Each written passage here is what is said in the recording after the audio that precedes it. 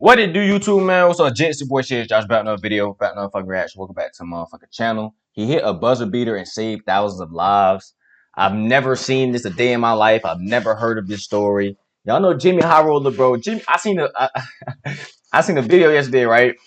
It was like a YouTube short, and he was like, when I'm watching Jimmy High Roller videos, like Jimmy High Roller will make you believe the most craziest shit ever. And the reference dude had, he was like, this is LeBron James, this is Michael Jordan, and this is JaVale McGee. And I'm going to tell you why JaVale McGee is the greatest NBA player of all time. And then it was like, before watching the video, you be like, JaVale McGee, what the fuck? It's like, Jimmy High Roller must be just on some crazy shit. After the video, after all the stats Jimmy High Roller provide, after everything he tell you, you be like, damn, this nigga JaVale McGee might be, he might be the greatest NBA player. Jimmy High Roller come with all these extra stats you never heard of, extra stories you never heard of, and you be like, damn, Jimmy make you think about shit from a different perspective, bro. That's funny as hell. I seen that shit yesterday, I just started crying, laughing, bro. But he hit a buzzer beater and saved thousands of lives. We finna see what this story talking about. Like I said, I've never heard of this story. At first, I thought this was dude that broke his ankle, but I think that's not his ankle, his leg. I don't know if that was from who? That was Louisville. That was Louisville. Didn't dude play for Louisville? And he broke his like, and his bone was coming out his. Oh my god, that shit was nasty. I think it was Louisville. I might be wrong, but I think dude played for Louisville. Y'all let me know in the comments. This was like some years ago. Dude like tried to go up for a dunk and his bone came out of his leg, bro. That shit was fucking disgusting, bro. Like, and that was around the time when I used to love Louisville, bro. Like Louisville and Duke was my favorite college basketball teams, bro. But when I seen that, I was like, what the fuck, man? But yeah, y'all boys tap in, you feel me? Like, comment, subscribe, man. I'll do a video. And let's get to this motherfucker reaction, man. Let's see what Jimmy talking about, man. Let's see what Jimmy talking about. A game-saving play. There's nothing else like it in basketball. A block. Throws it up for Ayton. Shot blocked by Antetokounmpo. A steal. Quickly does to Lambier. Stolen by Bird and a cut to DJ. Yeah! Then we throwing a dime. A game-saving shot. Is this the dagger? That shit gonna go down in NBA history like a life-saving play. This is McCall Riley, senior forward for the University of Alabama in the late 2000s, and he's playing in the SEC tournament. It's the biggest game of his life up to this point. Game on the line, down 3, with 2 seconds left on the clock. And he's about to hit a shot that not only nearly saved this game for his team, but quite possibly saved the lives of thousands of people. damn, how? We're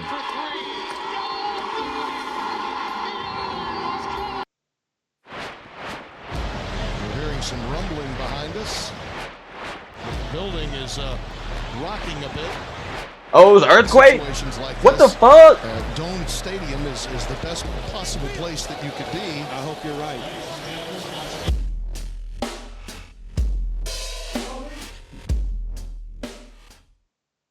Hey friends. Come on, man. Come on, man. Come on, man. It must have been an earthquake going on outside or like a storm. And so him hitting that shot, like, you know, prevented everybody from going outside. Today's video is sponsored by DraftKings. That's Football what I'm assuming. season is here.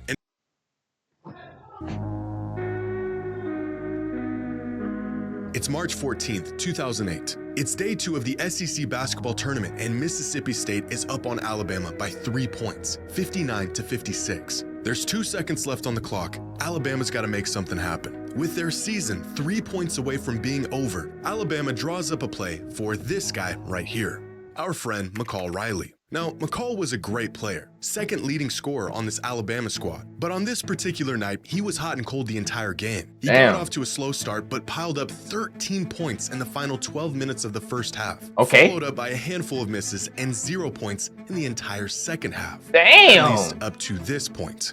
This was McCall's last chance at this. He was a senior. His team was on the brink of elimination. His number was being called, and he answered. Game time. With their season on the line, McCall Riley rattles in a 3-point buzzer beater to send the game into overtime. The fans explode. Mississippi State is stunned. This game's going into overtime. But right as overtime tipped off, fans at home noticed that their TVs were becoming distorted, the broadcast signal of the game degrading and getting worse. In that moment, they had no idea what was going on.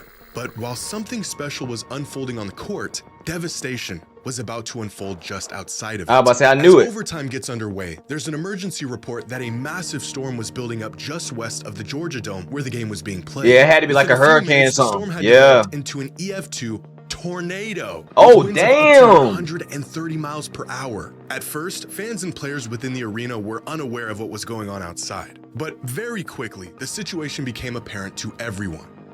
Mississippi State basket. G is fouled by Stewart. That's a block.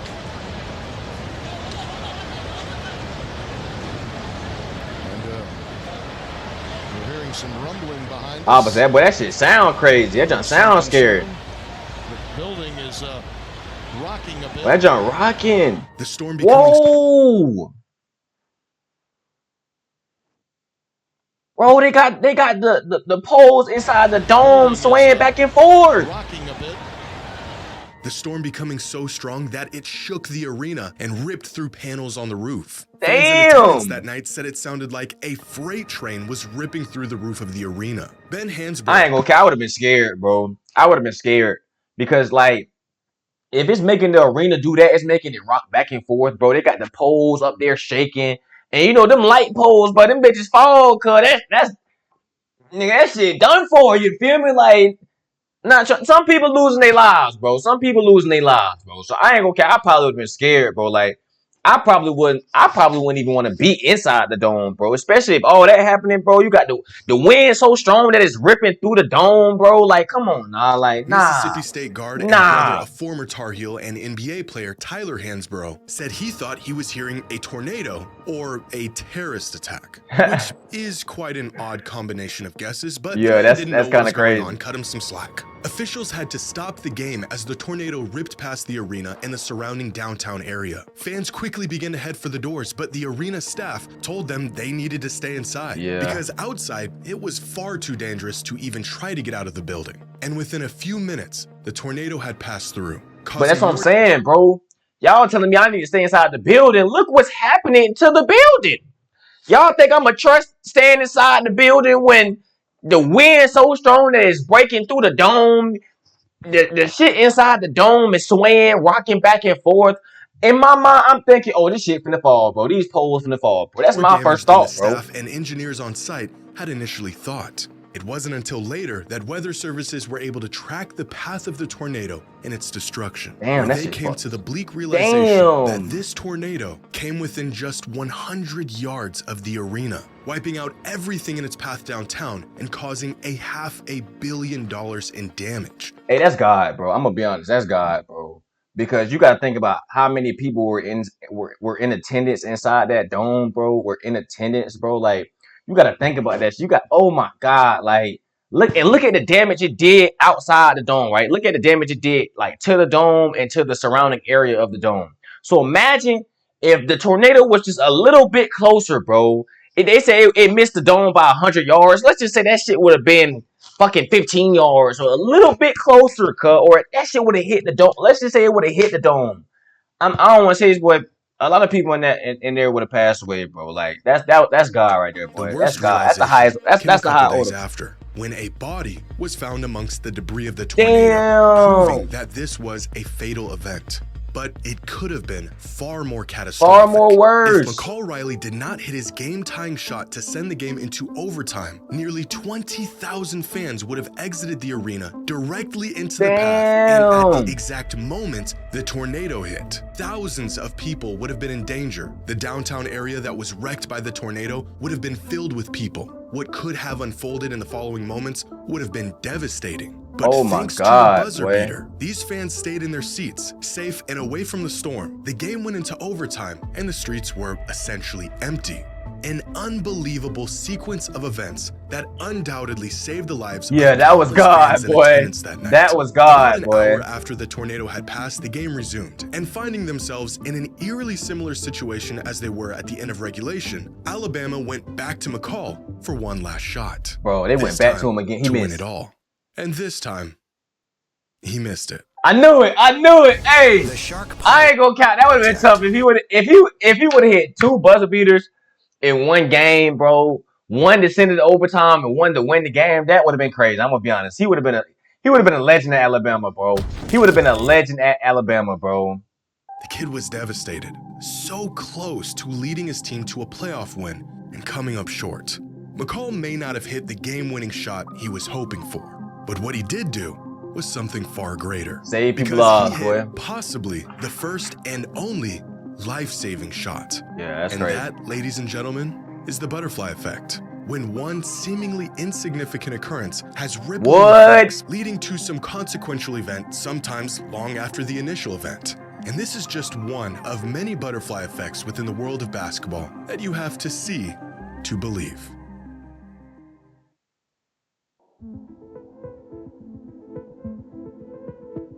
Take the Nearly scholarship. 5,000 miles away from the US, Serbia has grown to become a hotspot for basketball talent. Despite their love for soccer and Well, it's a story by Nikola a Jokic. relatively small population, story by their Nikola influence Jokic. over the basketball world has been a remarkable feat over the last few decades. And among the countless young Serbian hopefuls looking to make a name for themselves in hoops, it would eventually be Darko Milicic, Oh, a Darko player Milicic. who didn't leave much of an impact on the court, What? who would inadvertently alter the story of basketball forever. Not by himself, but through a young kid who had no plans of even playing the sport.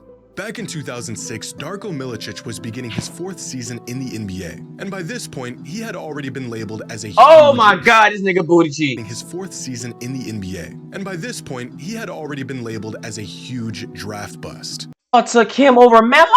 He had fallen out of the rotation in Detroit. The hype of him being a generational prospect had long wore off.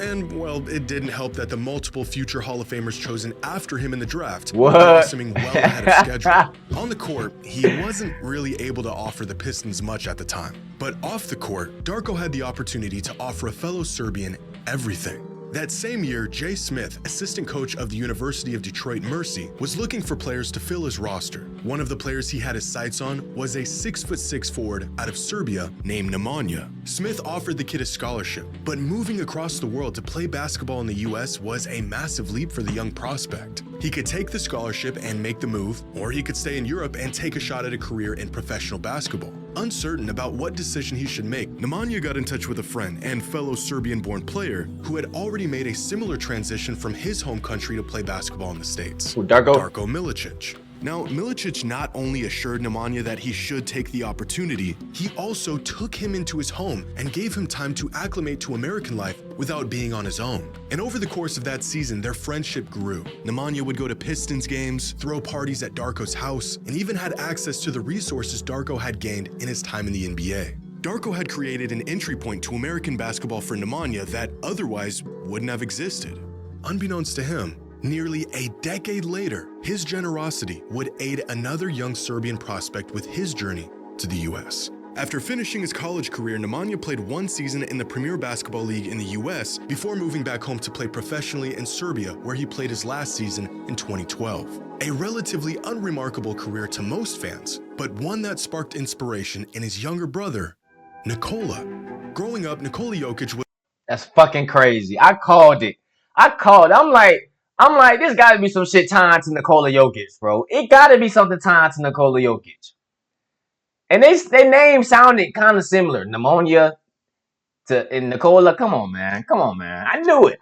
I'm like, this gotta be some shit. always interested in basketball, but it was never really his calling. As we all know now, horses and horse racing are where his true passion lies. By the time Nikola had become a teenager, he was competing at the amateur level in horse racing, pursuing the sport as more than just a hobby. In interviews, Nikola has stated that growing up, racing was always a priority over basketball. What the fuck? Until he witnessed his brother's journey, his transition to the US, the connections he made, and the level he had reached in the sport, that for the first time, making a career out of basketball materialized into a possibility for a young Nikola Jokic.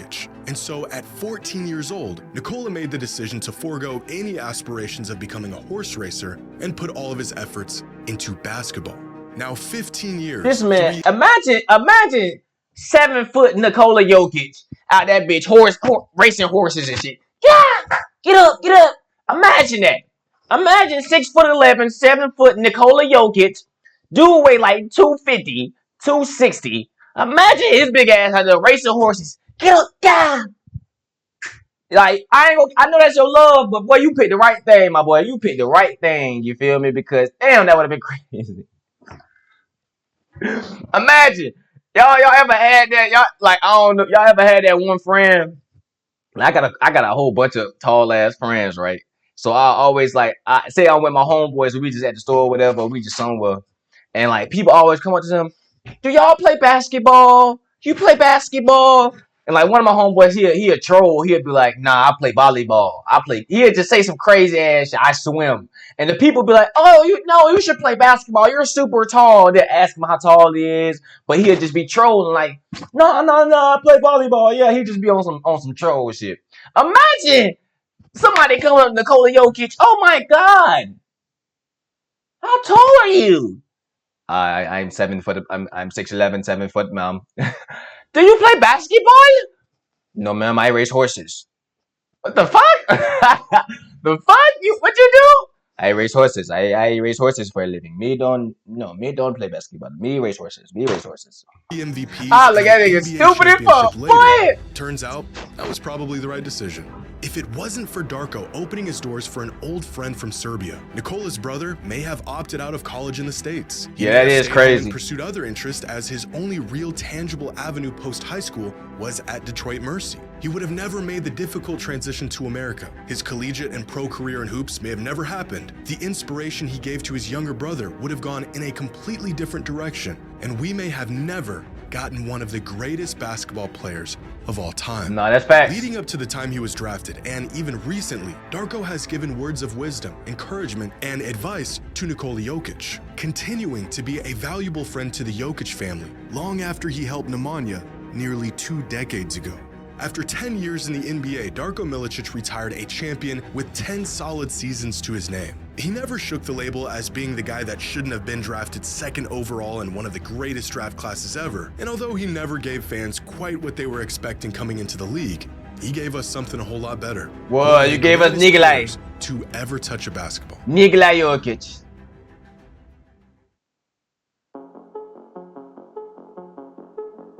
That was not one of my better moments, but I was mad. Is lucky here. Now watch what happens, and watch him go at Ainge right there. He goes right back at him. You see Scotty Brooks is happy, and right here, look at him go up. This is Mario Elie, former guard for the Houston Rockets, and he's on path to winning his first NBA championship. This is Danny Ainge, and he's not happy about it. But this second-round matchup between the Rockets and the Suns in the 1994 playoffs was heated right from the jump. Coming off a finals appearance in the previous season, the Suns were being pushed to the brink by a tough, up-and-coming Rockets team. The Suns took the first 2 games of the series, but in Game 3, Houston completely blitzed them in a 16-point blowout. But in the midst of these games, a smaller battle was taking place between Mario Elie and Danny Ainge. Tensions were building as the play got more and more physical. Neither of them willing to budge, leading to this moment. I think it just puts this. Hold on, wait a Mario minute. Elie and Danny Ainge. Tensions were building as the play got more and more physical. Neither of them willing to budge, leading to this moment towards the end of Game 3, an exclamation point on a blowout win. This was Mario's 3rd bucket of the entire game, and yet that didn't stop him from letting Ainge hear every single detail about it. But with the Rockets up double digits and time winding down, this game was far too out of reach for Ainge and the Suns to change the outcome. So instead, a few plays later, Ainge does something that would change the course of NBA history. This game is going to. If you get injured in an What he did? Did he hurt somebody, bro? No one knows this. Don't tell me he hurt somebody. A wind down to a whimper for Phoenix. Olajuwon putting the cherry on the Sunday. 118. Damn! Ainge just tried to rifle the ball in, and Elie is mad. I wonder if he did.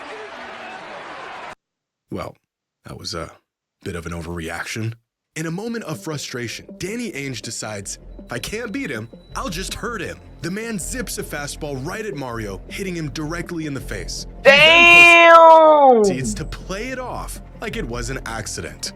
Ainge took the low road and beamed the guy when his guard was down. And this one decision changed the direction of this entire series. If the win in Game 3 didn't give the Rockets enough motivation, seeing their teammate get sniped by a notoriously dirty player was enough to get them going. Little did Damn, Danny! Ainge know this decision would have much greater ramifications. Because watching all of this take place was this guy, Robert Horry, aka Big Shot Bob, aka the man with more rings than Michael Jordan. And Horry was appalled by Ainge's actions. So much so that from this day forward, Horry despised Ainge and his dirty tactics. Years later, Horry even went as far as saying he hates Danny Ainge, and he wasn't afraid to let everyone know it. Fortunately for him, the next season, Danny Ainge retired from the NBA, where he could no longer bother Horry or anyone else. Until the Phoenix Suns hired him to be the assistant coach the very next season in 1996. But the changes within the Suns organization that year did not end with the coaching staff. They were also looking to part ways with their superstar, Charles Barkley. So on August 19th, 1996... That nigga just beamed him with the ball straight to his face, bro. Straight to that man's face. I wasn't expecting that. I was not expecting that, bro. I promise to God I was not expecting that. 3 months after I'm thinking like, you know, I don't know what I'm thinking. I'm not thinking dude finna like chuck that bit right at dude's face. Just hire. Phoenix traded away Barkley to the Houston Rockets for Sam Cassell, Chucky Brown, Mark Bryant, and Robert Horry. 2 years after that fateful inbounds pass, the guy who Horry hated so much was his coach. His coach. And as you might expect, this did not last very long. Despite their now professional relationship, Horry was not going to hide his feelings about Ainge. Practices were heated, games were even worse. And just 30 games into his time with the Suns, Horry's disdain for Ainge was put on full display for the world to see. On Sunday night, he did this to his coach, Danny Ainge. In a moment infamously known as the towel throw, Robert Horry tosses a display for the world to see.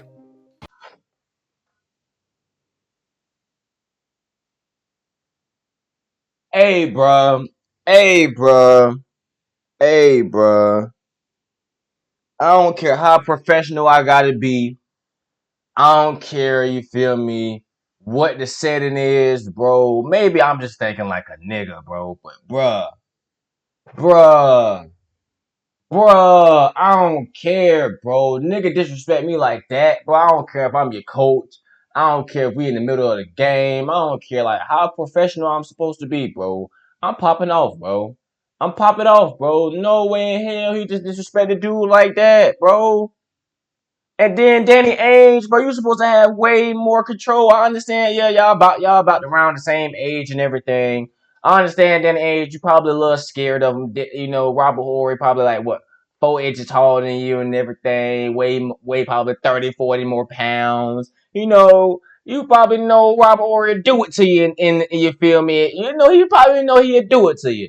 But I don't care if I know somebody that whoop my ass, bro. You're not finna disrespect me like that on national television, bro. On national television, bro. And then they gave it a nickname, bro. The infamous towel throw. Oh, hell nah, bro. I don't care about none of that, bro. Me and Robert Horry would have been scrapping right there, bro. Right there, bro. You talking to him, and he just throw the towel in your face, like, nigga, shut up. You my towel rack. You the dirty clothes basket, nigga. What? Oh my God! Hey. On Sunday night, he did this to his coach, Danny Ainge. Look how everybody looking. Look how the white dude next to him look like, whoa, what the fuck? Look at the white dude next to him. He like, what? On Sunday night, he did this to his coach, Danny Ainge. In a moment infamously known as the towel throw, Robert Horry tosses a sweaty towel in Ainge, his coach's face. Hey, look at dude right here, bro. Look at dude right here. Look at the black dude. Black dude like. White dude in the back like. Look at the black dude in the back, bro. Look at him. Throw. Robert Horry tosses a sweaty towel in Ainge. He's like. his coach's face, completely dismissing him in the process. Look at the disgust on Ori's face. Bro. He really did hate that man. And in that moment, there was absolutely nothing Ainge could do about it. Ooh. What punishment could possibly be enough for... Bro, I'm whooping his ass, bro. I don't care, bro. Talk about ain't nothing I can do about it, bro. I'm taking that blazer off. I'm untying my tie. You feel me? I might loosen my collar shirt and everything. And I'm bing, bing, bing. I pick like, hey, if you a dirty person, Danny Ainge, be dirty in that moment, bro. Grab another basketball and beam it at his head, bro. Such an action. After serving a 2-game suspension for the towel episode, Robert Horry was supposed to be back in the Phoenix uniform tonight. Instead, he's LA bound. 72 hours later, Robert Horry was no longer on the Suns. An unbelievable coincidence of a transaction, considering Ainge said the trade had nothing to do with the towel incident. The team Horry was traded to, a young, rising team in the Los Angeles Lakers. What? I would have been straight. Drafted Kobe Bryant Kobe and just 6 months prior. And it was in LA where Horry would grow his legend as one of the biggest clutch shot makers in NBA history. Shots that were the deciding factor in championships and plays that solidified the legacies of both Shaq and Kobe during their three-peat. If Danny Ainge doesn't rifle a pass at Mario Elie, Robert Horry never grows to hate the man. There's no tension between the two of them. Horry never throws the towel, and he never gets shipped off to the Lakers. Completely altering and very possibly preventing a three-peat championship run half a decade later. All of this because Mario Elie got a tough bucket and Ainge had to crash out in the final moments of a playoff game that was already decided. Years later, Robert was asked if he regretted throwing the towel or if he would change anything about that incident. A changed man, Robert said, yeah, of course. If he could do it all over again, he would have thrown a brick. And that is the butterfly effect. When one person's act... That wasn't not. I just wish a brick was in there. Hey, that boy still hate him to this day. Something much, much bigger. That man still hate him to this day. To this day! To this day! Hey, nah, I ain't gonna count. Nigga, you throw a towel on my face, but I swear to God, cuz. I'm not lying to y'all, bro. I would feel so disrespected, bro. I gotta crash out, bro. I have to crash out, bro. You throw a towel in my face, bro. Oh my God, bro. I gotta spaz, man. Y'all boys tap in. Like, comment, subscribe to this video, man. He hit the buzzer beater and saved thousands of lives, man. The butterfly effect of basketball, bro. Hey, this might be one of the funniest videos from Jimmy High Roller, bro. This might be one of the funniest videos from Jimmy High Roller, man. This is crazy as hell, bro. Y'all boys tap. Girl, hey, bro. Like, I'm literally feeling crying because this nigga threw a fucking towel in this nigga face, bro. Like, shut the fuck up. And then all the people in the background, like,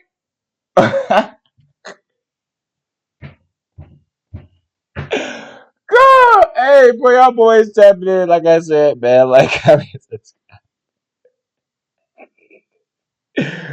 oh my God, man, that's funny as hell, girl. Oh my God, I came in the video, man. Like I said, bro, like, comment, subscribe, go to the video. We out, my nigga. Peace. Oh my God, that's funny, boy. That is just hilarious. I can't even end the video.